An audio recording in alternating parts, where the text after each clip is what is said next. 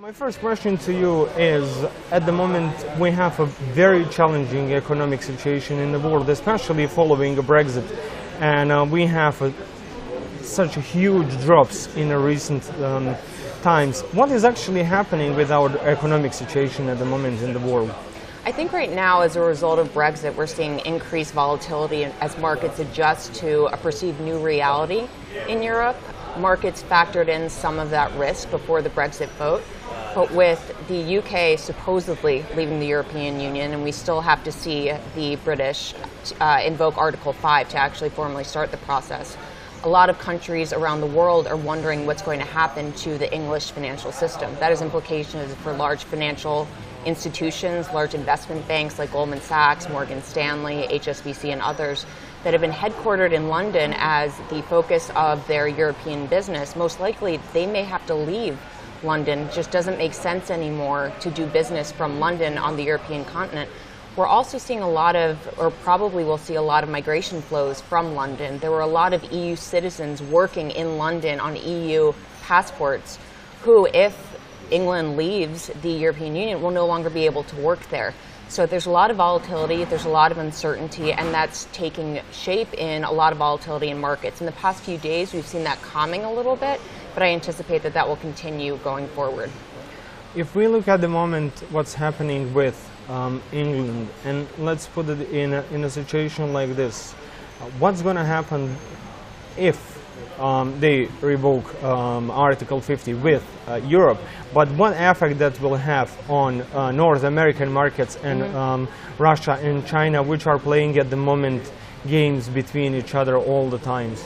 Yes, I think that there's an economic aspect of that and a financial sector aspect, and there's also a geopolitical aspect. I think that Russia, a country that I visited many times, and I know that has a long history in Bosnia as well, Russia's hoping that the UK will separate from the European Union because Russia's hoping for a weaker EU. And Russia sees the disintegration of the EU in its interests. So Russia gets stronger, the EU as an entity gets weaker. That's a Cold War mentality that the rest of the world has moved beyond. Russia has not. I think China's really just interested in finding places for investment and finding buyers for its goods. So a weaker EU economy is not really in China's interest because it still needs to sell its goods abroad. So I think it's a bit of a mixed bag, but very clear on the Russia angle.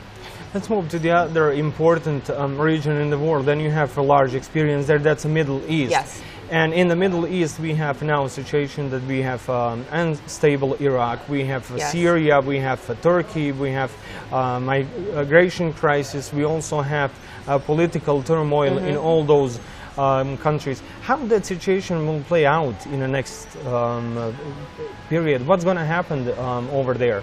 I think anybody that tells you that they know what's going to happen is lying and shouldn't be trusted, because I think that there are a lot of unknown variables. I spent the first part of my career working in Iraq, where ethnic tensions and sectarian warfare really dominated the country and unfortunately are still at play in all of the places that you mentioned. I think that the best thing that we can hope for is that political processes towards reconciliation get underway. Again, an issue I know that your country is very familiar with. But if everything goes on a positive trajectory, we'll see some sort of discussion between pro-regime forces and quote-unquote rebels in Syria. I think as Russia pulls back support for Assad, that's more likely. I think in Iraq, hopefully the military conflict is trending more towards stability as key cities like Fallujah are taken over. But then the hard work starts. And as the United States has learned across the Middle East, peace is perhaps harder than war and takes many, many years and perhaps decades to take hold. So I think it really remains to be seen, and I think that the economic aspect of this can't be forgotten. I think that as political reform is undertaken, economic reform has to go hand in hand, and that's something that Bosnia is probably well aware of. We need to see a vibrant economy flourish so that people have a stake in the political success of their country. Another very troubling issue, especially for this part of the world and the Middle East, is terrorism. Yes. And we have a situation there that between 150 and 400 people from Bosnia have went to fight there. And United States is a leading country now when it comes to fight against terrorism. How we can actually fight against terrorism, and especially how we can fight against recruitment people who are going now to Iraq, Syria, and even doing terrorist attacks here in Europe? I think that there are two things that have to be done, and they have to be done at the same time. I think that there is a logistical effort that has to be underway in terms of stopping the communication of terrorist groups from disenfranchised people in various countries, whether it be Bosnia or the United States. And that's an effort that needs to be underway with the private sector on the communication front, on the digital front, and shutting down those avenues of communication.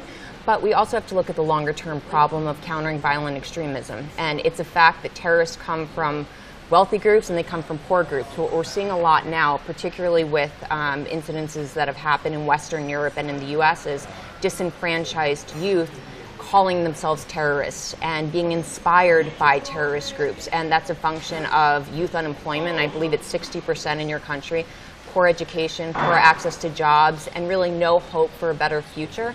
And so it's incumbent upon governments and the private sector to improve that economic situation so that there are more avenues for expression other than joining a terrorist fight that perhaps isn't even directly relevant to what our youth are facing at home. We recently have here visit to Bosnia by Director of the Central Intelligence Agency, John Brennan, and everybody have asked only one question: why he's coming here? From your own experience, what for one country means when Director of CIA comes but doesn't say anything publicly? What are the reasons for his visit? And especially he comes to a small country like Bosnia on an unannounced visit.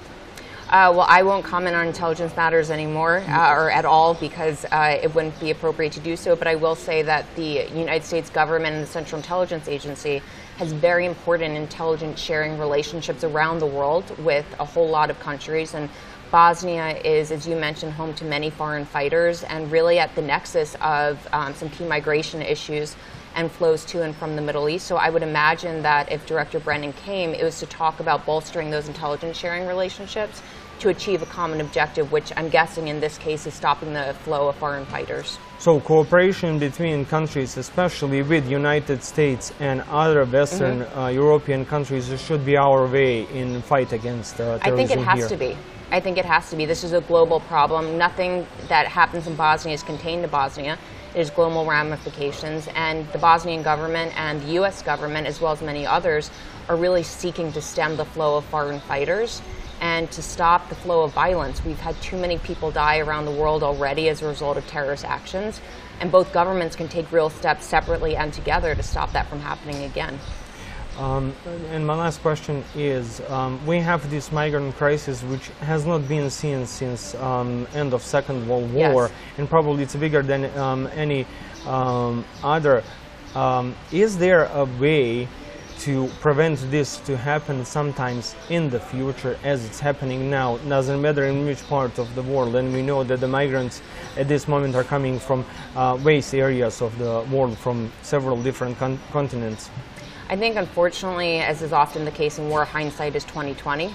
And if the conditions in Syria hadn't deteriorated to the point that they had, we wouldn't have this crisis. And if the international community does not allow conditions like this to exist again somewhere else, we won't be dealt with the same issue. But I'm personally a function of the migrant crisis as a result of World War II. My family fled the Holocaust in Europe because the conditions were so unviable, and that's the same thing in Syria. So we can just hope for that there won't be another war or genocide of this nature anytime soon.